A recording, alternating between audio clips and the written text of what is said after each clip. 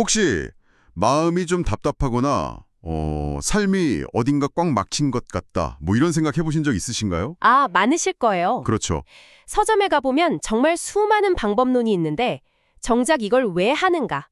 그 근본적인 목적에 대해서는 다들 말이 좀 다르죠. 오늘 저희가 살펴볼 자료가 바로 이 지점에 대해 아주 흥미로우면서도 어쩌면 굉장히 도발적인 주장을 펼칩니다. 네. 2012년에 진행된 한 강의 내용인데요. 우리가 수행이라고 부르는 것의 패러다임이 근본적으로 어떻게 바뀌어야 하는지 한번 깊이 파고 들어보겠습니다. 네, 이 자료는 과거의 수행법과 미래의 수행법을 아주 날카롭게 구분하고 있습니다. 아, 과거와 미래요? 네, 가장 큰 차이가 뭐냐면 바로 질문의 시작점이에요. 과거가 평생에 걸쳐 나는 누구인가 이 답을 찾아 헤매는 과정이었다면 미래에는 너 자신을 알라는 명제에서 모든 것을 시작해야 한다는 겁니다. 와, 과거에는 최종 목적지였던 게 이제는 출발선이 되어야 한다. 바로 그겁니다.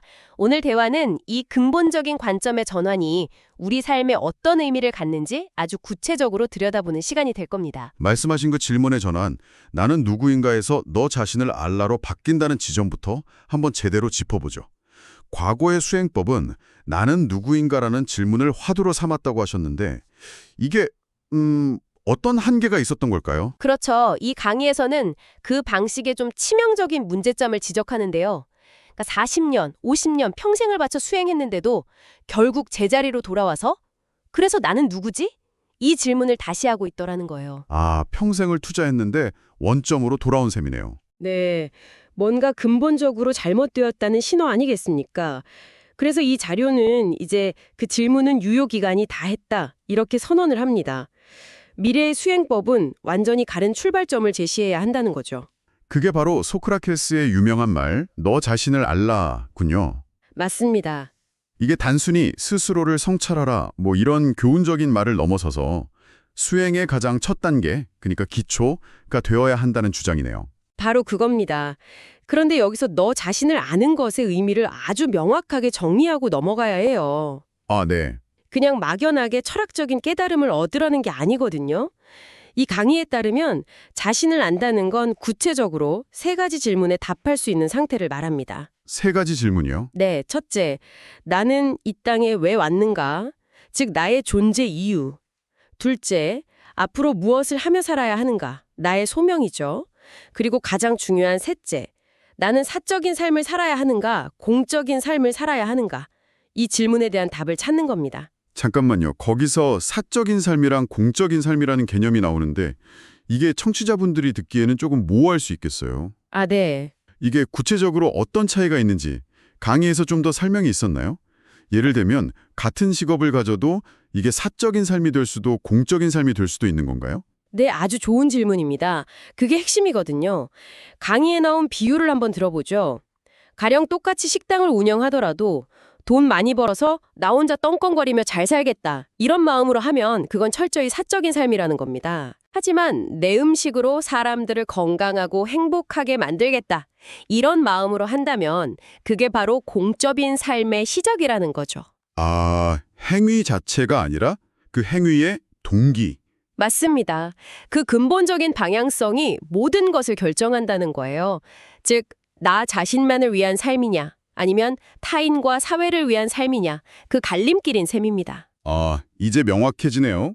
결국 나를 안다는 게 내가 뭘 좋아하고 뭘 잘하는지 아는 수준을 넘어서서 내가 이 세상에서 어떤 역할을 해야 하는지, 즉 나의 공적인 사명을 깨닫는 거군요. 네네. 그러고 보니 많은 분들이 삶이 막막하고 답답해서 수련을 시작하는데 이 강의에서는 그 답답함의 원인을 바로 이 지점과 연결시키고 있죠? 정확합니다. 사람들이 왜 몸이 아프고 일이 안 풀리고 마음이 갑갑한가? 이 강의는 그 근본 원인이 바로 자기 자신을 모르기 때문이라고 단언을 해요. 아, 자신을 모르나서. 네. 내가 가야 할 길, 즉 공적인 사명의 길을 모르고 엉뚱한 방향, 그러니까 사적인 욕심의 길로 가다가 삶의 에너지가 꽉 막혀버렸다는 분석이죠. 와, 길을 잘못 들어서 차가 꽉 막히는 것처럼요? 네네. 그럼 뭐 기수령 같은 걸로 막힌 걸 잠시 뚫어주는 건 그냥 임시로 갓길을 터주는 정도에 불과하다? 이런 의미로 받아들여도 될까요? 아주 적절한 비유입니다. 그건 그냥 임시방편, 대증요법에 불과하다는 거예요. 갑갑하게 된 근본 원인, 즉 자신을 모르고 사적인 욕심으로 잘못된 삶을 살았던 것, 이걸 해결하지 않으면 결국 다시 막힌다는 거죠. 몸이 조금 좋아졌다고 해서 돈이 조금 풀렸다고 해서 문제가 해결된 게 아니라는 아주 냉정한 진단이네요. 그렇죠. 여기서 사적인 욕심과 고집이 병의 원인이라는 주장으로까지 이뤄지는데요. 솔직히 이 부분은 굉장히 대담하게 들립니다. 마음을 열고 상대를 위해 가치 있는 일을 하는 사람에게는 병이 오지 않는다고까지 말하더군요. 네, 저도 그 부분에서 굉장히 강한 인상을 받았습니다. 그건 정말 대담한 주장이네요. 물론 스트레스가 만병의 근원이라고는 하지만 바이러스나 유전적인 요인도 있는데 병이 오지 않는다고 단언하는 건 청취자 입장에서 조금 받아들이기 어려울 수도 있겠어요. 이 강의에서는 그 주장의 근거를 에너지의 흐름, 즉 기의 관점에서만 설명하고 있나요? 맞습니다. 그 지적에 동감합니다. 이게 현대 의학의 관점과는 분명히 다른 접근이죠. 그렇죠. 이 강의는 철저히 에너지, 즉 기의 관점에서 설명을 해요. 사적인 욕심과 고집은 우리 몸의 에너지 흐름을 정체시키고 막는 가장 큰 원인이라는 겁니다. 반대로 나를 넘어 타인과 세상을 위하는 마음, 즉 공적인 마음을 낼 때 에너지 흐름이 원활해지면서 자연의 생명력과 연결되고 그 결과로 건강을 유지하게 된다는 논리입니다. 물론 이게 모든 병을 다 막아준다는 의미라기보다는 건강한 삶의 가장 근본적인 조건이 마음에 있다는 점을 아주 강하게 역설하는 것으로 이해하면 좋을 것 같습니다. 알겠습니다. 사적인 욕심을 버리고 공적인 사명을 따르면 삶이 풀린다. 정말 파격적인 주장인데 이게 삶의 다른 영역, 예를 들어 우리가 그토록 추구하는 돈이나 지식 같은 데에도 똑같이 적용된다고 보나요? 네, 바로 그 지점에서 이 강의의 가장 독창적인 개념인 덤의 법칙이 등장합니다. 덤이요? 네, 과거에는 우리가 그토록 애써서 추구했던 목표들이 이제는 그저 덤으로 따라온다는 거죠. 덤이라니 마트에서 하나 더 얹어주는 그런 느낌인가요? 굉장히 재미있는 비유네요. 그렇습니다. 아주 흥미로운 관점의 전환이죠. 예를 들어서 과거에는 호흡법이나 기공수련 그 자체가 목적이었습니다. 어떻게 하면 기를 더 잘 돌릴까? 어떻게 하면 더 오래 앉아 있을까? 이게 중요했죠. 네네, 방법론에 치중했죠. 하지만 미래에는 자신을 깨쳐서 바른 인생, 즉 공적인 삶을 살려고 노력하는 것, 이게 근본적인 목적이 되어야 한다는 겁니다. 그러면 기공이나 호흡 같은 기술들은 애쓰지 않아도 자연스럽게 따라오는 덤이 된다는 거죠. 목적과 수단이 완전히 뒤바뀌는 겁니다. 돈에 대한 비유가 특히 와닿았어요. 과거에는 돈 버는 것 자체가 삶의 목적이었지만 미래에는 내가 이 세상을 위해 무엇을 할 것인가 라는 공적인 사명을 고민하며 살면 돈은 필요한 만큼 덤으로 따라온다. 맞습니다. 와... 지식도 마찬가지입니다. 강연자는 이제 인터넷만 검색하면 하버드대 강의부터 온갖 기수련법까지 다 나오는 시대라고 말합니다. 그렇죠. 정보가 넘쳐나죠. 누구든 마음만 먹으면 정보와 지식을 얻을 수 있죠. 따라서 지식을 쌓는 것 자체가 더 이상 경쟁력이 되거나 목적이 될 수 없다는 겁니다. 그 말씀은 예를 들어서 의사가 되겠다는 사명을 깨달은 사람은 환자를 치료하기 위해 필사적으로 공부할 테니까 의학 지식은 그 사명을 이루는 과정에서 자연스럽게, 즉 덤으로 쌓인다는 뜻으로 이해하면 될까요? 정확합니다. 바로 그거예요. 목적이 지식 습득이 아니라 사명 완수가 되는 거군요. 네, 지식을 위한 지식이 아니라 사명을 이루기 위한 도구로서의 지식이 되는 거죠. 그러면 지식을 습득하는 과정의 고통이나 부담도 훨씬 줄어들 겁니다. 필요에 의해, 절실함에 의해 자연스럽게 흡수될 테니까요. 손가락만 움직이면 모든 정보가 쏟아지는 이 시대에 우리는 무엇을 목적으로 삼아야 하는가라는 근본적인 질문을 던지는 거죠. 그렇군요. 목적을 바로 세우면 과거에 그토록 갈망했던 것들이 자연스럽게 따라온다는 덤의 법칙.